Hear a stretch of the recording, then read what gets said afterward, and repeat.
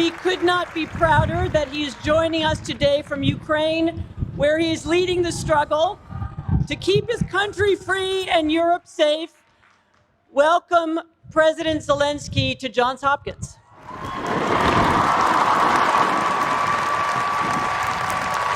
Thank you. Thank you very much. Thank you, Mrs. Applebaum, for such a generous and yet brief introduction.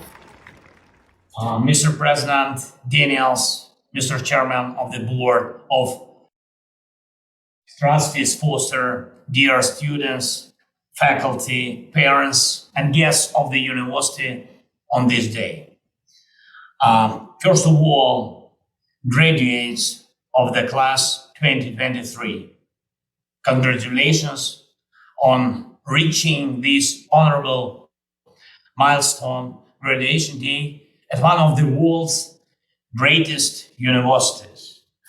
And if some of you are a little bit worried about whether my speech may delay your long-awaited graduation moment, I want to assure you that I will also try to be brief. Perhaps not as brief as Mrs. Applebaum was at the beginning, but anyway, I will not be too long. The time is the essence, and it is the essence that I would like to talk about today.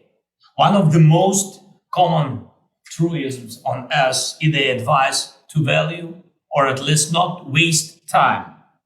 Why has it become so widespread? Every person eventually realizes that time is the most valuable resource on the planet. Not oil or uranium, not lithium or anything else, but time. Time. The very flow of time convinces us of this. Some people realize this sooner, and these are the lucky ones. Others realize it too late, when they lose someone or something. People cannot avoid it. This is just a matter of time. Now you can look back at the time you have spent here at the university studying. Did you get everything you needed from it? You have even more than time ahead of you, a whole lifetime. These are the careers you will build. This is your parents' pride, which they have every right to if they raised the children who graduate from Johns Hopkins. These are your families who I wish you this will bring you love. These are your children and grandchildren who will inherit a piece of your soul. Will you be able not to waste this time of your life? This topic seems trivial, but these are very, very difficult questions for every person. How you answer them is how you live.